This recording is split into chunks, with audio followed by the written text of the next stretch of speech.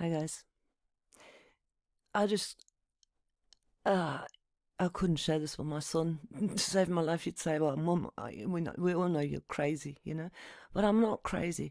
I'm telling you guys, strange things are happening, and I suppose you've all experienced these things. Very strange synchronicities. It's like this old thing: if you seek, you shall find, is coming true, right? And this happened in a very, very bizarre way, actually. You know, I'm sort of bounding and bouncing about on Telegram and finding all these strange channels and what have you. And I had a very strange coinkydink after I made this discovery on my phone that I can actually make these face doodles, right? Which is something I referred to in what I've just made public, that last video of mine where I'm talking about good versus evil. Okay, this was all. I was already sitting in the car musing, and I was wanting to share my thoughts, and I'm playing around with my camera, and I discover that I can make these face doodles, right? I've just discovered that. Oops.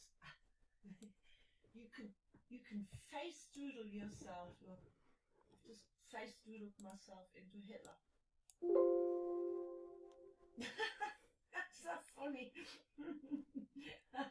I didn't even realize my camera did something like that. Look, Hitler, Hitler, Hitler, Hitler. I wonder if they let me upload this if I say Hitler, Hitler, Hitler, Hitler. It's so funny.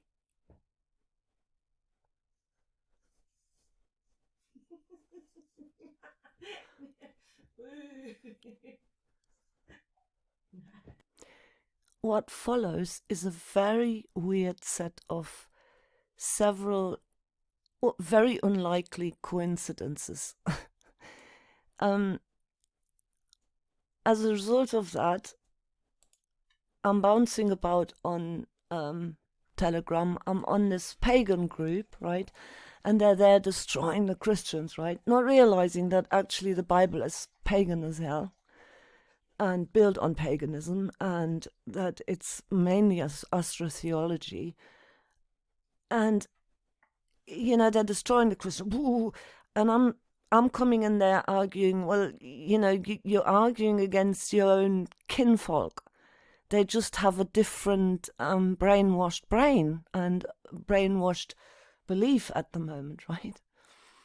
And as I'm arguing all of this with these pagans, and you know, if you go on a Christian group on Telegram, you'll have the same, and they'll be arguing against the pagans and how bad the pagans were and blah blah blah. And somebody tags me on there saying, "Oh, you might be better off on our group. Come over to our group." And this is this Aryan group, right? They call themselves Aryanity, the forbidden history of the Aryan race. And they have like this person here who seems to be the leader, okay?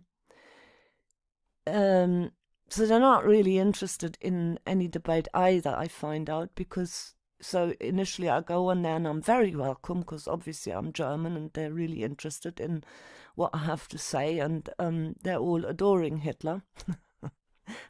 I made videos about that in the past, you know, thanks Mr. Hitler, because you've actually managed to destroy your folk. So how is that good? You know, I mean, we know there's all dodgy things that have gone on. Let's not go there, at least not on this platform. Anyway, I'm going into one of their PDFs, and it's really interesting. A lot of this is what I found out myself. Very interesting. Yeah. But when I'm there showing them, because like literally the next day, I pop, well, not even the next day, the same day, but you know, a few hours later, this fella here pops onto my radar, who is a Russian man who has delved into the exact same history, only he makes a distinction there between the Aryas who came from Hyperborea, and the Atlanta. And he delineates the difference between these two cultures that split into the areas, these Hyperboreans, and he goes through very logically showing you old maps. He shows you, see there you can see Hyperborea, i.e. The lands around Greenland that have sunk, and we know all about Doggerland, that there was land between England and the continent, which is basically, while the big animals roamed the world. So he talks about the fact that mammoths, our modern sort of historians like to show us the mammoths, roaming around on icy steppes, which kind of doesn't make any sense because they're huge animals, and he quite rightly points that out. How does this huge animal feed itself on, what we see nowadays in Siberia, this sort of steppe land that's very karst and not very green, right? And he argues Hyperborea, due to this being before the last pole change, was a lush tropical climate, which we actually find evidence of this also in the South Polar region, that there used to be big forests and whatnot, which would then explain logically how these big animals would find the necessary sustenance. He also argues and goes, the other fellas as well, they go through the fact that our ancestors most likely were larger than us, just like we had megaflora, we had mega humans, right? And they show you the evidence is Cro-Magnon man, right? Cro-Magnon man having a larger brain capacity, larger bones, was taller, and the evidence is being found everywhere. And how this civilization spread from the north and brought their culture wherever they went, right? Now, the difference between, first of all, I find it very interesting that at the same time, just after I make my Hitler video, I get two different accounts which overlap in a lot of what they're saying.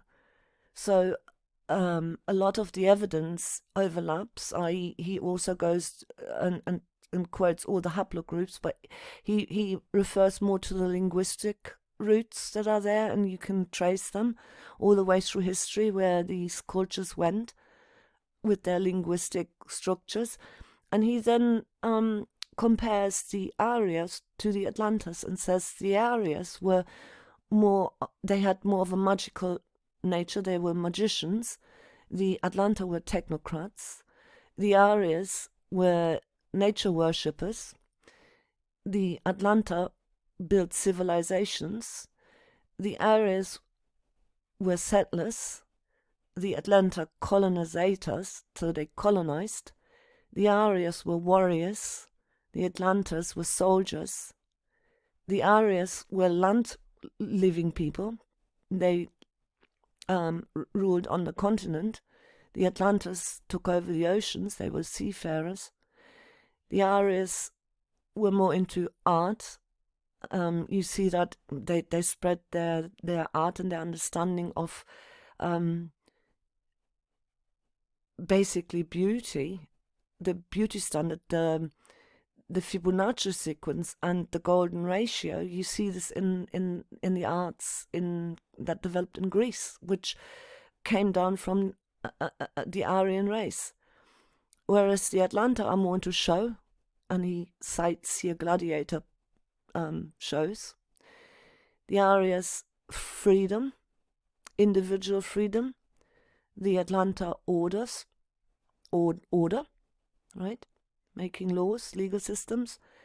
The Aryas, tribal, versus city dwellers, analog versus digital. Anstand is a little bit different. It means sovereignty, which is what I tried to describe in my recent video, i.e. true anarchy, which comes from an understanding of, if you behave in such a manner, these sort of consequences are a result of your behavior. So rulership over yourself, whereas this one here is domination from top down. So rulership, you have your pyramid there, and then consciousness against the machine. And to me, this made a lot of sense. This makes a lot of sense. And he's arguing that these two forces, these two different mindsets, are what are at war at the moment. And that this conflict goes back to 12,000 years ago. Very interesting. But we have the close-minded group that I stumbled on to earlier, who that just censored me because I dared say, well, you know, I've found some more evidence here.